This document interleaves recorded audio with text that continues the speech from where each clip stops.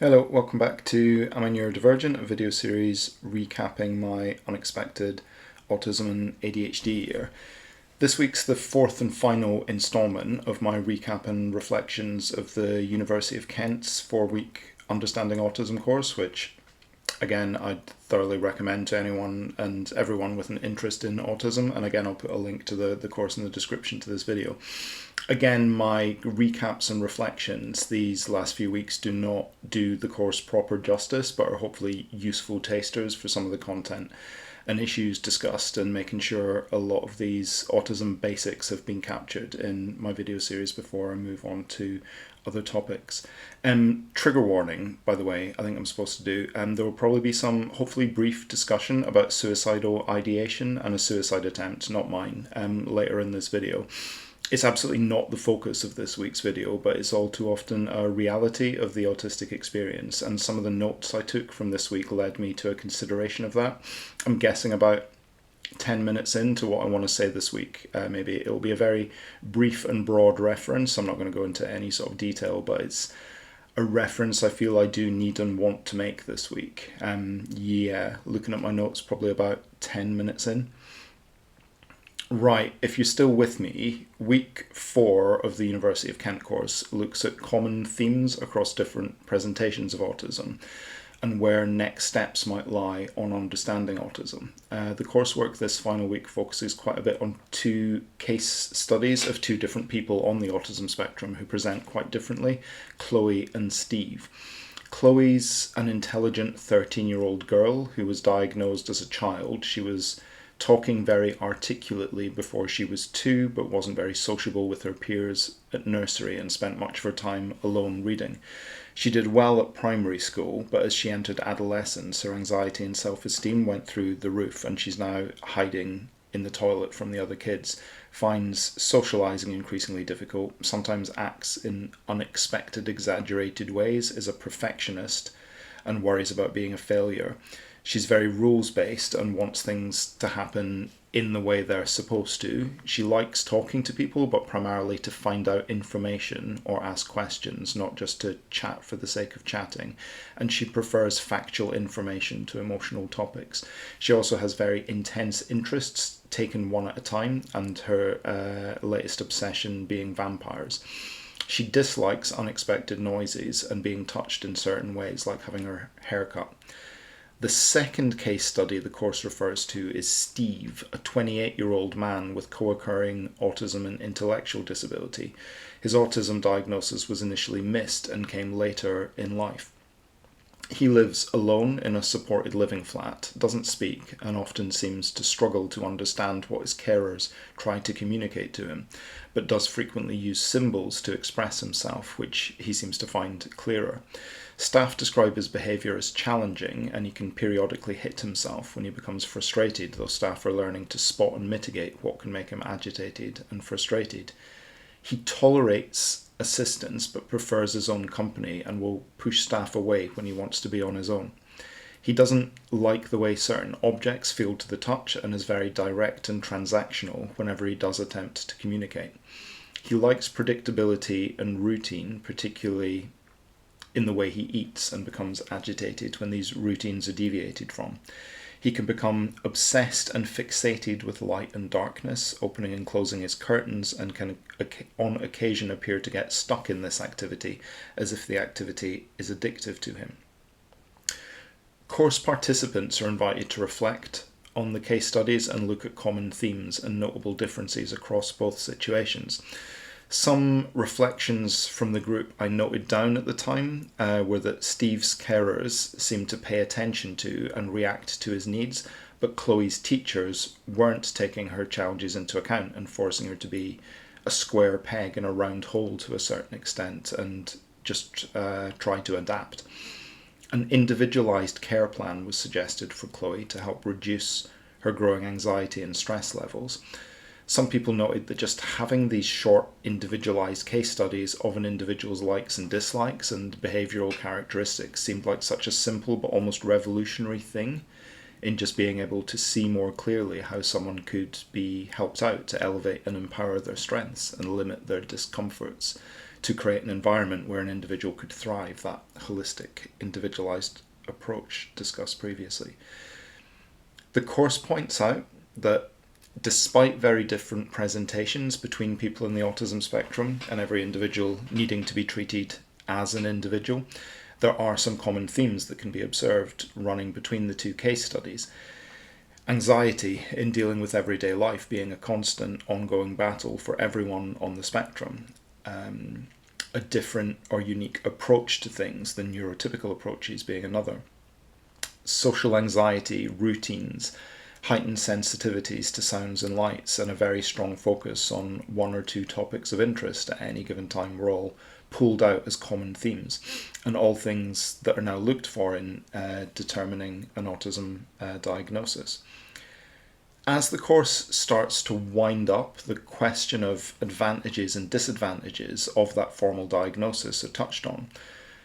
A formal autism diagnosis tends to be made taking into account the extent to which social communication difficulties and restricted and repetitive behaviours cause the individual functional difficulties in their day-to-day life. And this was actually a really useful reminder for me, now that I'm 20 odd videos deep into this series about my own discovery year. There's a few things in my earlier videos in this series that I would maybe state slightly differently, particularly around my own decision to seek a formal diagnosis, and the video I did about getting the ADOS-2 assessment. And my course notes here really pulled that into perspective around the extent that the autistic traits impact that person's daily life, determining whether a formal diagnosis is given or not. I'm slightly going off piste from the course here a bit, but this was a really stark reminder for me that getting a formal diagnosis can be quite arbitrary, based on what's essentially a subjective judgment of how badly affected someone's daily life is by being autistic. Sometimes, and I've spoken with people about this, people are clearly on the autism spectrum but won't get a formal diagnosis if the assessor feels they're broadly coping with life and their autism is not causing them enough functional difficulties to warrant a formal diagnosis. And that arbitrariness and subjectivity really sucks, because not getting that diagnosis, even when you are 100% autistic, will really invalidate your sense of self. If someone on the autism spectrum is functioning in a supportive environment with structure and predictability, clear boundaries and rules, and a certain amount of autonomy, the course notes it's entirely possible someone's autism will cause them, the quote is, very little trouble. And the question is raised, should children be diagnosed with a lifelong condition in childhood when it's entirely possible they find an environment that works for them and allows them to thrive in adulthood? And this question really got me thinking and really bothered me for some reason. From a certain perspective, I skated by for 95% of my life, undiagnosed, unseen, broadly untroubled, broadly in supportive environments where I could just about get by, from family to school to university to work. I coped until I didn't. I coped until I found myself in a job for the first time that really didn't suit me, with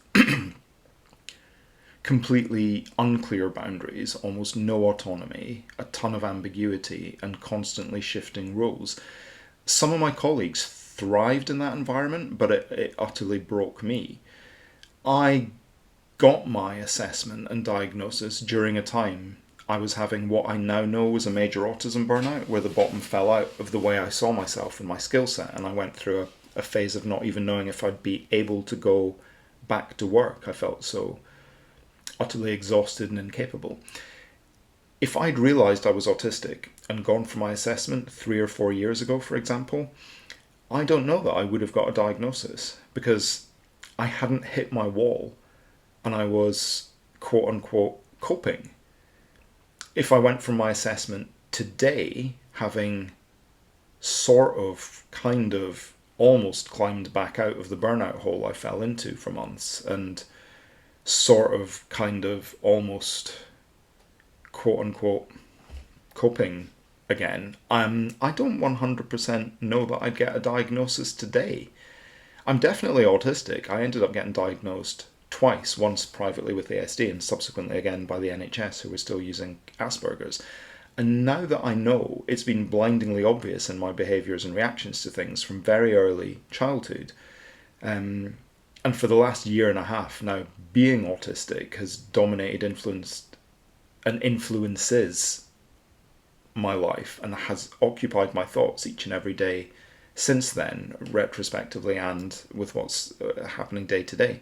But until I hit an environment that really challenged me and ran completely counter to my preferences and that I couldn't run away and hide from, I don't know that my autism would have previously been medically classified as causing me functional difficulties. It was and always has caused me functional difficulties internally, but it apparently took having a stress breakdown or major autism burnout for all that to be obvious externally, if that makes sense, to meet observational diagnostic criteria. It took hitting a wall in a big way to get noticed and tick a box, and that can't be what it takes, surely. I just happen to be kind of lucky enough, I guess, to go through the diagnostic process at just the right moment that enabled the system to notice me.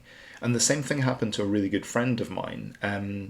No idea they were autistic for decades, was a wildly successful civil servant, had a breakdown, in his case tried to take his own life, was finally assessed as being on the autism spectrum, amongst other things. So my question, back to the question the course poses, is, was it an advantage or disadvantage for either of us or others like us not having a quote-unquote label limiting us from an early age? Was it an advantage or disadvantage trying to fit in as best we could without any knowledge that we were fundamentally wired differently? Suicide rates are 9 times higher than average for autistic men, 13 times higher for autistic women. Is it really right that even if those differences had been picked up from a young age, that we should just wait and see how the individual gets by in the neurotypical world? Leave it to chance. Watch us and wait to see if and when we break, and only then intervene. I get the argument for not burdening a child or young adult with a label. I really do. I've often thought, if I could wave a wand and tell my younger self I was autistic, at what age would I go for? And I usually come down on late teens or early 20s, not a child's child. But I suspect that answer would be very different for every individual. You can't pick a one-size-fits-all, this is what's best for patient X model. You don't know when something that's been broadly okay will suddenly not be okay, and occasionally catastrophically not okay. I also know people who are 99% sure their partners are autistic but won't tell them because of misperceived stigma. I really don't think withholding that information does anyone any good. For me, it should be 100% the individual's choice to know and decide what to do with that knowledge. Lengthy deviation from the course notes for this final week. But that question of whether an identifiably autistic child should be burdened with a lifelong label because they might find themselves in favourable environmental conditions where they're not really troubled by their autism really made me ponder. I don't think it's right. I think an individual should always have the choice be theirs. The course also ponders how useful having a diagnosis is in adulthood. Many times getting a diagnosis doesn't lead to anything in terms of support. And there's still unfortunately a stigma there in terms of whether a diagnosis leads people to question your ability to be a parent, a carer for others, have a job, have a relationship. Is a diagnosis worth the hassle, basically? Because the stigma associated with autism in the past, it's still often seen as the primary cause of a person's challenges, whereas we've seen throughout the course that in the vast majority of cases, autism is a co-occurring diagnosis alongside other things that can compound those innate challenges. For me, it's almost like, and challenge me if this is wrong, But for me, for autistic people, the autism itself is just kind of the cosmic microwave background that sits behind everything in our thought processes and ways of processing the world. It's the underlying brain framework, and just understanding that it's different is almost enough at a very base level. Also, again, for me, knowing what it is and what to look for, I now see it everywhere. People I've found annoying previously, I'm now seeing, no, you're just on the spectrum. People I've admired previously, I'm now seeing, yes, you're on the spectrum. Once you get it, once you see it, I mean, you can't unget it, you can't unsee it. But people deserve to know about their own brains and stop beating themselves up trying to be a dog when they're a cat. Um, this isn't in the course. Again, this is just me reflecting on some of those closing thoughts in the course. But I do wonder if the word diagnosis itself is too loaded and is part of the problem here. Is autism a medical diagnosis? Should it be? Or is it just the cosmic microwave background for how a certain section of people experience and process the world? Is it just a mold-resistant undercoat of paint?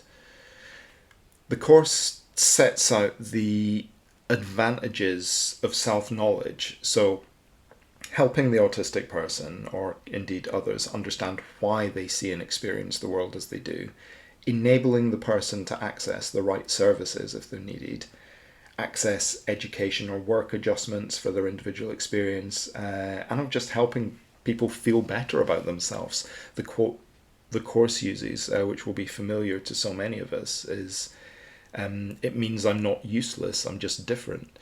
And particularly for undiagnosed adults who have struggled for a long time and not known why, it's just been feeling like we don't and can't fit into the world as we are. So yes, diagnosis, for want of a better word, and there must be a better word somehow that takes in both formal diagnosis and self-diagnosis, is not only a good thing, but an essential thing, a humane thing, and a compassionate thing. A thing that should stop being hidden, consciously or subconsciously, from mainstream understanding and discussion. The course says, and I'm glad I spotted this the second time around looking at my course notes, even if someone in the autism spectrum is not formally diagnosed, it's likely due to the underlying challenges that will be present that the person will end up with another potentially unhelpful primary diagnosis.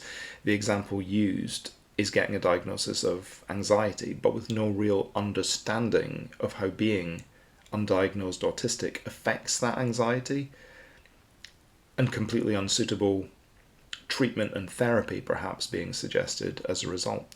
Treating anxiety as if the neurodivergent person is neurotypical is often hugely counterproductive. So while studies into brain structure, cognition, sensory sensitivities, neurology and genetics are advancing all the time, there's still a huge amount we don't know and don't understand about autism. In terms of what's next, the big movement in recent years has been the shift towards seeing it more as a simple difference in brain wiring to be understood and accommodated, rather than a deficit to be mitigated and managed. The course also says autistic people themselves must be involved as research advances, both as researchers and as advisors. Nothing about us without us is a phrase I've heard that I like a lot, and an equal focus on strengths and perspectives than the past emphasis on challenges and difficulties. There should be no stigma about being autistic anymore, none. Being autistic is not shameful or embarrassing. Being autistic can be hard as hell, but that's because the world around us is fucked up, not because we are. We're not off ingredients, we're just, I don't know, gluten-free and better for you. Throw us in the mixing bowl with the other ingredients, but give the mixing bowl a wash first because it's dirty as hell. I feel like I want to labour this metaphor further, but I've already gone off on lots of tangents already. Dr. Milton's concluding thoughts for the course. are that funding is still limited and is focused too much on searching for finding the cause of autism, whereas really the funding should be on social factors, educating people, mental health support, reducing stigma, and creating environments where people can thrive. Mainly just listening to autistic people. Nothing about us without us. Jill and George conclude the course with some summary notes, which I've kind of adapted and bastardized. We, autistic people, are individuals, not an amorphous collective, so never make assumptions about autistic people based on your experience of other autistic people. Ask us. We're complex, and there's generally a lot going on with us. Our cognitive differences and sensory differences aren't happening in parallel and unconnected to each other. The alternative autistic experience really is everything everywhere all at once. The world has been, for the most part, designed by people who aren't autistic and don't experience or understand things like we do. We're fundamentally disadvantaged by the underlying infrastructure of existing education, employment, and healthcare systems. We're tripped up not by our own brains being different, but by the world's underlying coding and infrastructure being broadly set up for one type of brain, not two. That's what needs to and will change when we look to the future. And I'm really glad to have reread all these course notes I made, because it chimes with some of the stuff I've been tilting towards in some of my previous videos. We're on the right track here. It's good stuff. Listening to autistic voices and the range of our lived experiences is going to be key for understanding. I'm aware that a few other content creators watch these videos, but I would encourage literally everyone watching these videos to put out your own videos, write a blog, share your experience and outlook and opinions on social media, anywhere on the internet, or traditional publishing, and normalize autistic voices and experiences out there in the real world. There are still many gaps in the autism story, but the most valuable resource autistic people have in changing things and changing prejudices is each and every one of us on the autism spectrum, increasing our visibility and increasing our viability as humans on the human spectrum. We can, each and every one of us, educate, inform, and elevate. Anyway, that's both the end of the Understanding Autism course and the end of my little recap and reflection series on it.